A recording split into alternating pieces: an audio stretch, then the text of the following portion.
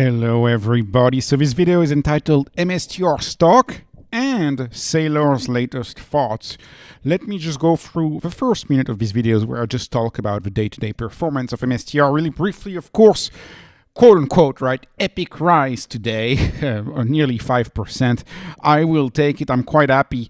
What's great about today is, of course, is we outperformed Bitcoin by a lot. 1.3% up Bitcoin, nearly 5% for strategy, and that's because, of course, I think the flows that stick to stock are different from the flows that stick to Bitcoin. Namely, the flows that sticks to stocks tend to be more violent. An alternative explanation could also be that he may have ATM'd a little less.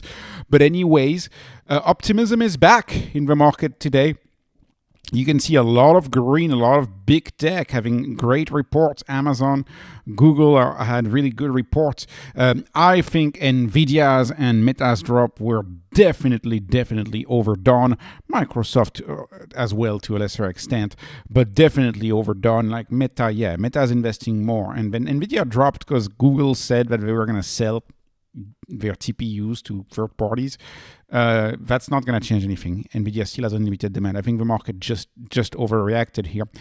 Doesn't matter. The point is big tech is shining, and big tech continues to shine. Apple in after hours kind of dropped down to just up 2%, but when they announced, the stock was up 5%. A good report from Apple. The market is very excited, and now we're done with the Mac 7.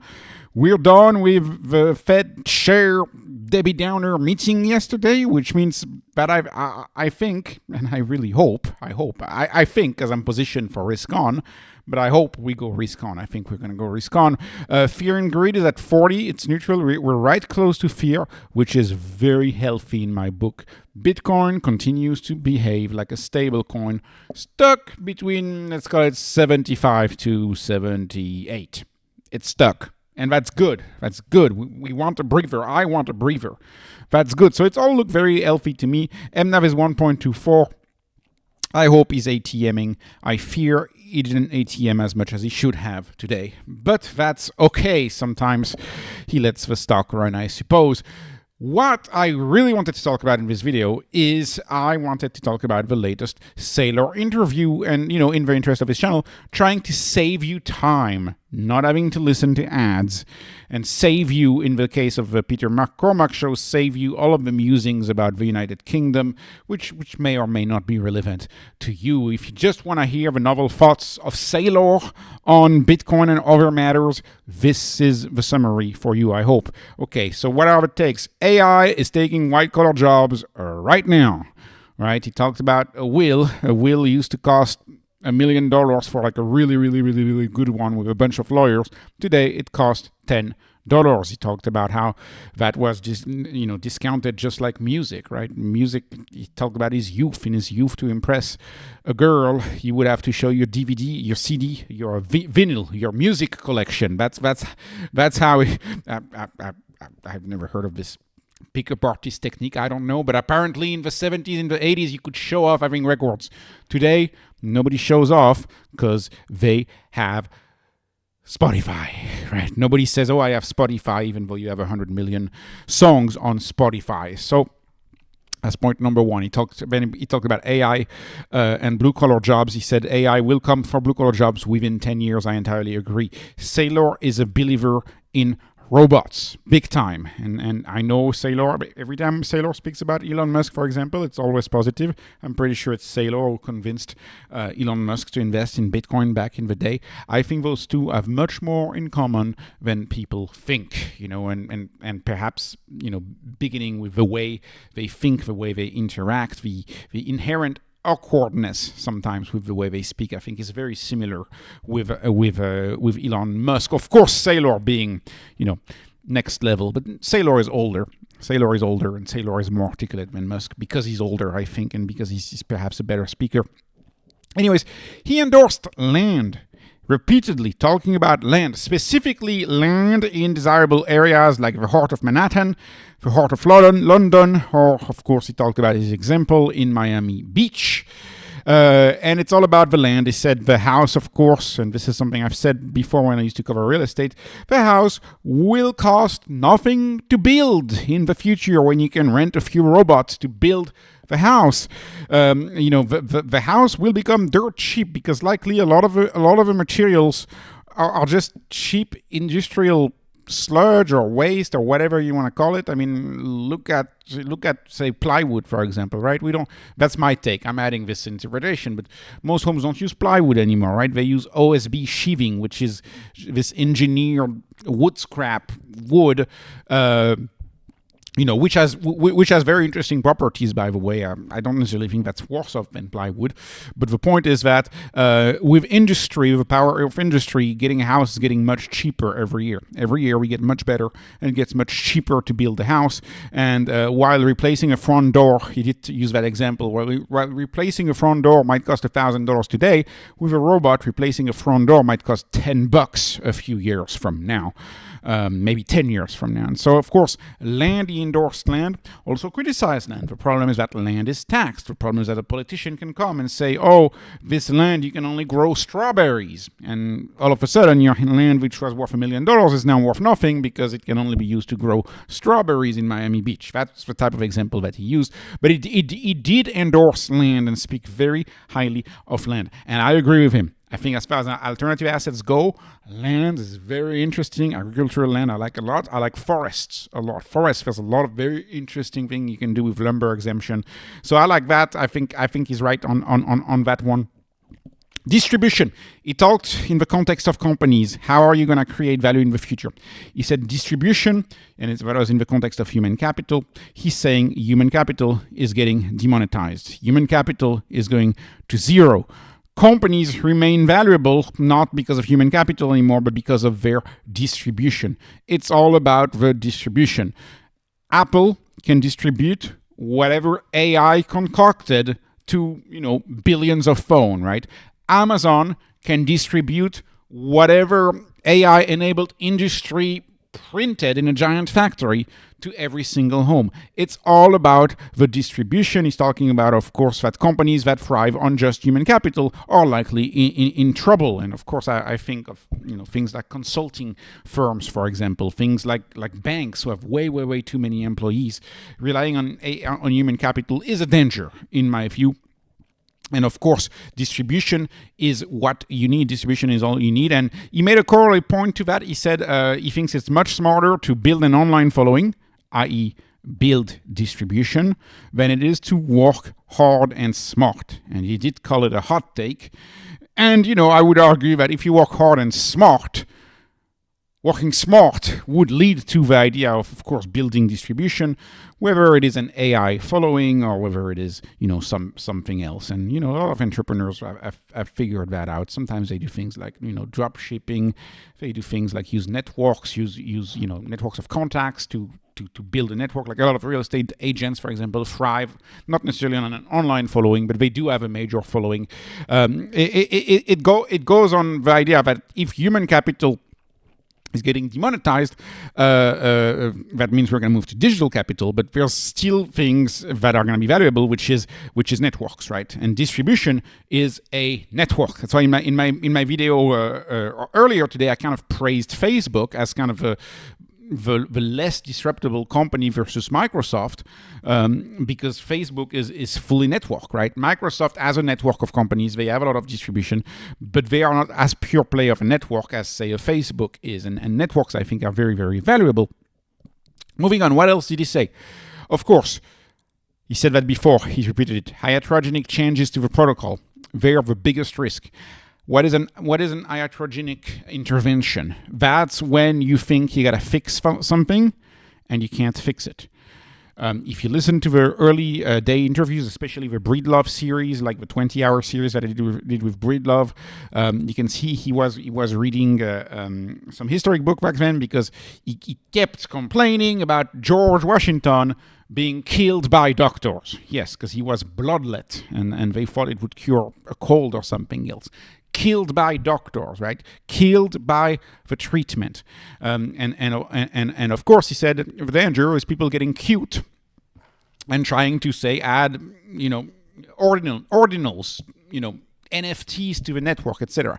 So my assumption, of course, here is that Saylor is very much against protocol changes. Saylor, that brings into question. This is the what's his name? This is the Bitcoin University. This is the Matthew Crowder video today that he did, like the Bitcoin University video that he did. It's like if Saylor is aware of all of this, why is he going to the NACA conference? Right. That makes very little sense because of course NACA is sponsored by Mara.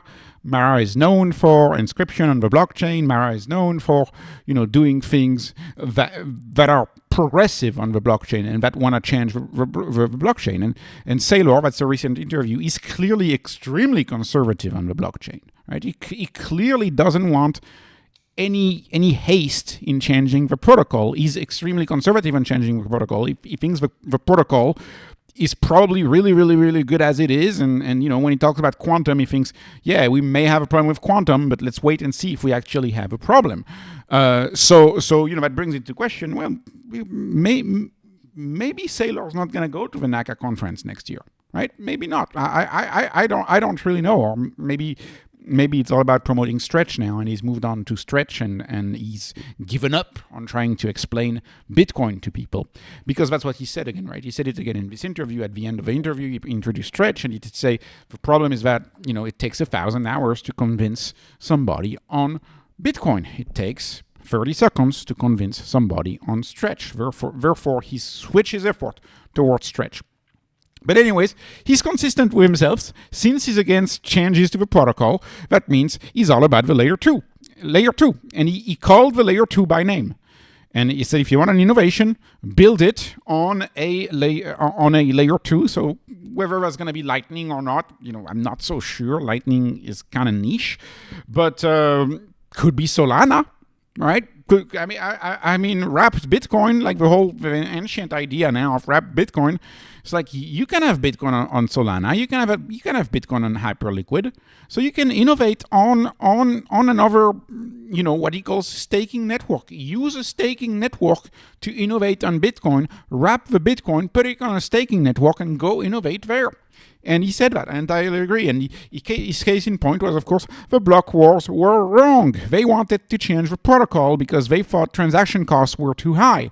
And as Saylor points out, as of the time of interview, the average transaction cost on the Bitcoin network was 32 cents, which, if you're trying to transfer a lot of money, is really, really, really not that high, right?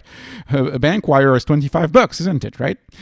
So anyways, he talked about that. He talked about Arabic numerals or Spanish conquistadors, interesting example, talking about how the Spanish conquistadors were not first in Mexico, and Arabic numerals were not the first people to invent counting.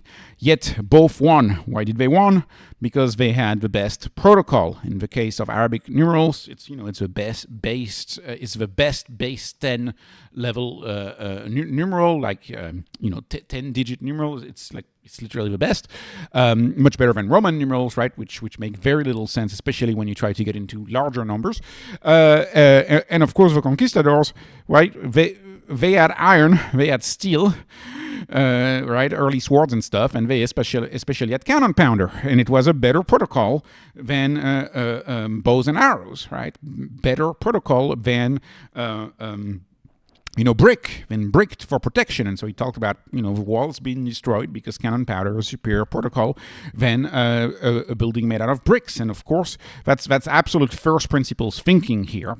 This is, you win not because you're first, but you win because you're the best, right?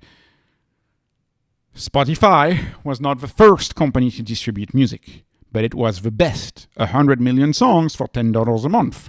And therefore it took over everything from the CD to Apple Music. The best protocol wins. And he thinks, of course, that Bitcoin is the best protocol and that Bitcoin is going to win. He did say, and that was he was fired up. I like this interview. He did say that it's a much better idea to borrow money to buy Bitcoin than it is to borrow money to buy a degree, like say a lawyer. And he picked on lawyers. He says, yeah, lawyers are probably going to make money, but maybe they don't make money because of actual output. Maybe they make money because the law mandates that you need to have a human lawyer. right? And this is something that he's always said. A lot of the human jobs that are going to remain because they're going to be mandated by the law, right? And that's my case whenever I talk about HIMSS. Like I fully know that the doctor on HIMSS, they could be replaced by AI entirely, but you can't do that right now. So, of course, since you can't do that right now, they still have a provider. But the provider just clicks a button, and it's the recommender system that recommends the treatment, right? Eventually, that's going away. The laws need to change. The laws need to evolve. The laws sometimes take a long time to evolve.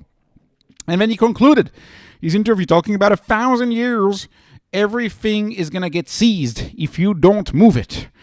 Right, and of course that goes back to his early concepts. If you've been listening to Saylor a long time, for example, that he loves yachts. The reason why he owns 2 yachts is because yachts are movable capital.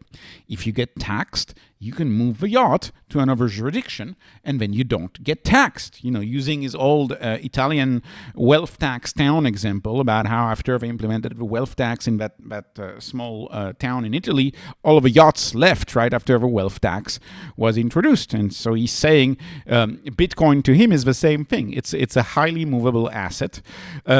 So is art. He mentioned Renaissance art. Now that would be very interesting. You may know that Raoul Pal, right, another British guy, along with Peter McCormack. Raoul Pal is all about NFTs, saying NFTs are going to make a comeback because they are indeed a movable art, but in cyberspace. So I don't really know about that stake. Maybe, but the point is that non-fungible tokens in cyberspace they are also movable. Right, and so movable art, but he talked about it in the context of a painting. He also talked about things like free ports, for example, and storing it at free ports. So again, quite interesting. Oh, and he also said gold also technically works if you're able to move it, but he talked about gold taking 1 to 3 years to move. Right, and also gold has a bad history of being seized. Right. So, anyways, that was kind of his final point. Then he had a few points about entropy. You had the idea of the gardener. After the gardener dies, what happens to the grounds? What happens to the upkeep of the property after the owners die? Well, it decays into zero, right? He talks about that, and he likes that analogy. He's made that analogy before. He talked about the right size. He talked about there's a reason why everything is the way it is, and if you get it too big, then it can collapse. Talking about how there's a reason why the biggest animal on land is an elephant, because you can't make it bigger than that, because if you make it bigger than that, it collapses. And that right there is rooted in the protocol, and the protocol is biology at the intersection of biology and gravity. So to me, Saylor has a very, very, very solid understanding of his story. It's always inspirational to listen to him. So hopefully I'm not rambling too much. Hopefully I did manage to capture the essence of this long interview, but I highly recommend that you watch it. This, however, was not a recommendation to invest in anything. This is not investment advice. This is not financial advice. This is only entertainment, and I'm hoping you were entertained and entertained only. Please like, please subscribe, follow me on Patreon, follow me on X. Thank you for watching, and have a wonderful, wonderful day.